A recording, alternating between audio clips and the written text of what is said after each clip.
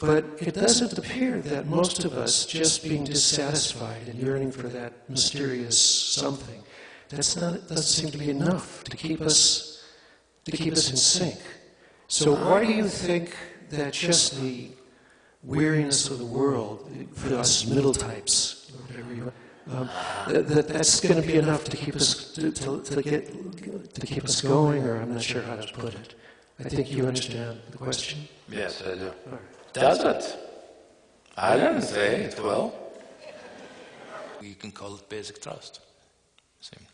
And that's just the bare beginning.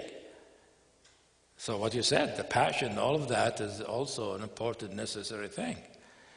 And what I meant, remember what I said at the beginning, is that about the beginning of the spiritual search, that when we recognize that our life, the situation of our life are not going to do it, that something else more fundamental, some other dimension need to be included for us to have the life that we really want, or the experience, or whatever it is we think. When we get to that place, then we will have that kind of passion. Before that, of course, we don't. And not only we won't be able to, not meddle, we're not that motivated to not meddle. You see, we're not even motivated to come here then. See, if somebody who feels like they're not really interested in the spiritual work, usually don't go listening to Krishnamurti. But the motivation is very important. And the motivation can appear as a passion, as a love, as an intense frustration and discontent, you see, or as a philosophical kind of contemplation, many kind of things. Different ways for different people.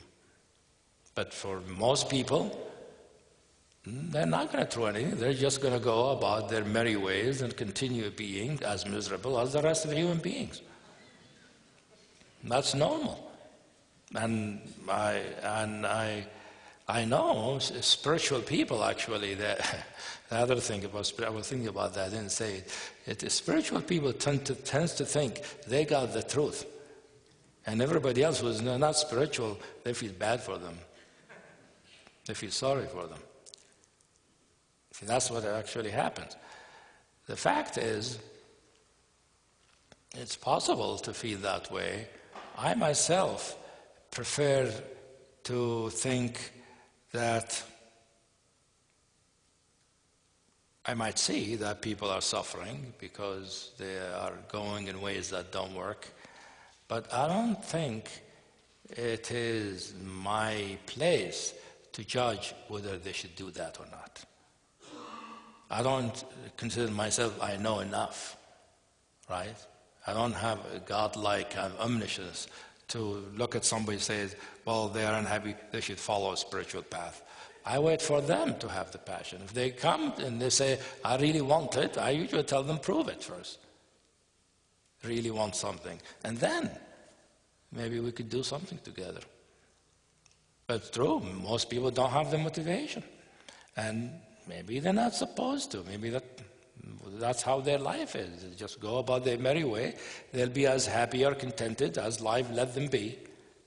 And they won't necessarily get close to spiritual understanding or realization, which means really knowing reality, experiencing reality in its totality instead of its partial way.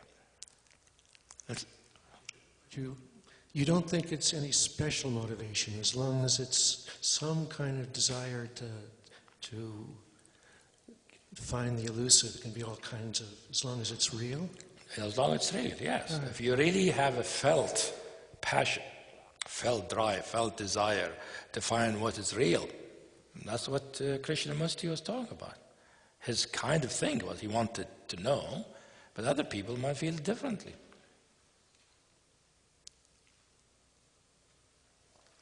So I think it'll be a good time to stop, have the reception. I don't know what's in the reception, and drinks and cookies and things. And And I will sign books. If you want your book signed, I'll be happy to do it. So thanks for coming over and listening. And